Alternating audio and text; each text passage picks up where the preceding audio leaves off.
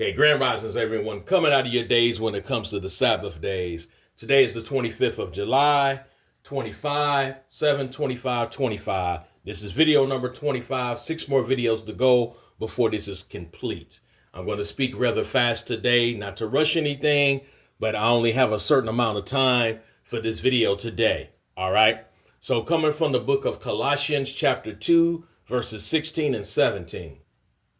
Let no man therefore judge you in meat, or in drink, or in respect of a holy day, or of the new moon, or of the Sabbath days, which are a shadow of things to come, but the body is of the Messiah.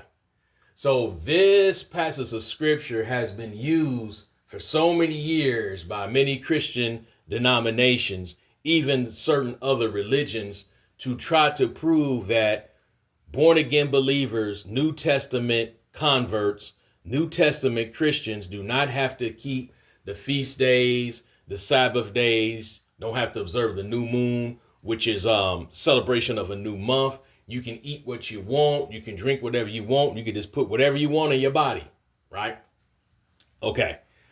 The people in Colossae were instructed to not let anyone condemn them for keeping feast days, the Sabbath days, and the new moons. That's why that word judge, let no man therefore judge, kreno, try to condemn, to try to condemn. See, what was taking place is these new converts, these new disciples in Colossae, the Colossians that were following the Messiah, that were now followers of the Messiah, right? New converts, born again believers, they were observing things that were new to them. They were being taught the truth. So they were living the truth, right? So as they are living the truth, what the Apostle Paul is letting them know is, right, what you're doing is a shadow of things to come.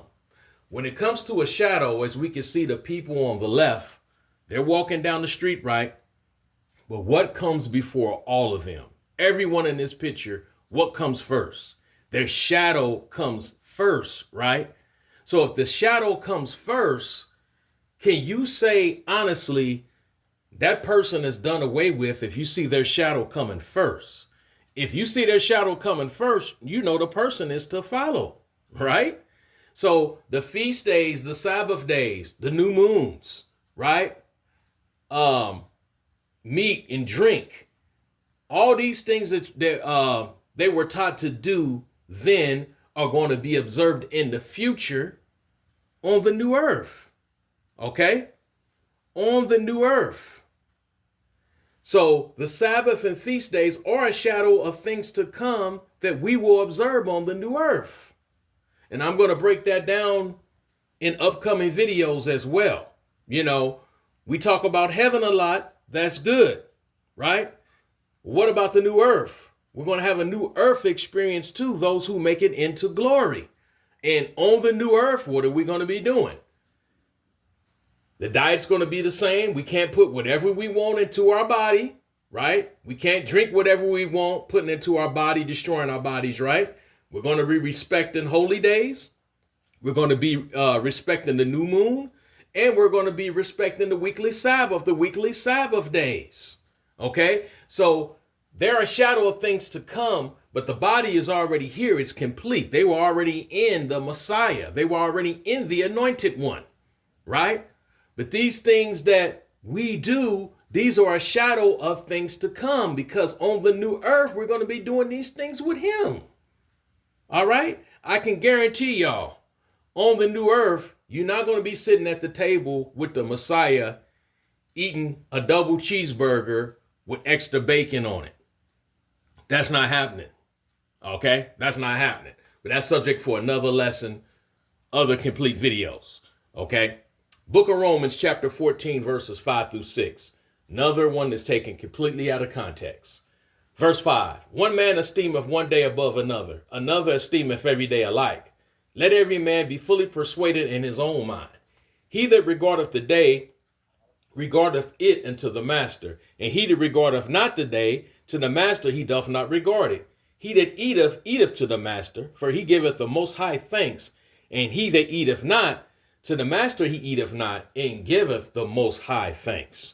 Okay, if you notice in verse 6 especially, it mentions eating a lot. Eateth, a lot, right? Matter of fact, was that 4 times? Yes, I count 1, 2, 3, 4. Yes, 4 times eateth is mentioned in that passage of scripture. So obviously it has something to do with eating, has something to do with food, right? So it has nothing to do with, okay, we can esteem one day above another. So I don't have to observe the Sabbath day. I can observe the Sabbath day when I want to. I can make my own sabbatical.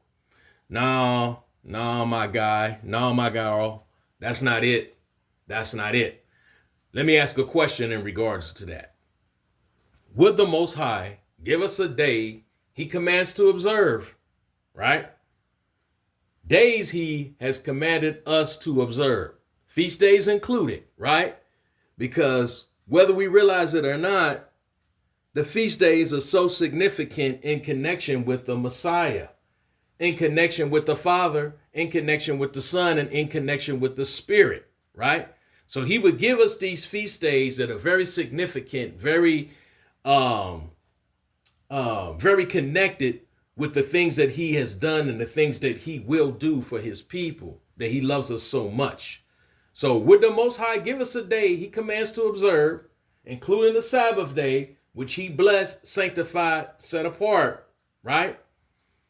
Set apart from the other 6 days. Would he give us this, take it away, say that Christians don't have to observe it, it's not for Christians, so I'm going to take it away, and give it back again. So I'm going to take it away. I'm going to give it to Israel. I'm going to take it away from Christians. Then I'm going to give it back to Christians and the Israelites on the new earth. Once again, that's confusion. And you're supposed to be coming out of your days, right? You're supposed to have been came out of your days by now if you've been in the truth for a certain amount of time, right? If you're just now becoming, coming into the truth and getting the understanding, I get it. Still might be a little confusion there. You might be on spaghetti legs a little bit, wobbling around, dizzy a little bit, confused, dazed, right? But eventually you're going to come out of that daze. You're going to come out of that daze. You're going to have a clear head. You're going to see clearly that this is the truth. Okay? The Most High would not give, take away, give back without giving his people command, without making it clear to his people. He's all about his people knowing the truth. Remember when we first started with these videos, the word is not for any private interpretation, right? It's not for any idioms where we can say, okay, this is what it means to me, but they can say, well, this is what it means to me. And somebody else could say, well, this is what it means to me. No, he is not the author of confusion like that. The wicked one is the one who wants everybody confused and in a daze. The Most High wants all his children on one accord in the truth. It is good for brothers to dwell in unity. We're supposed to be unified in the truth. That's the obvious answer.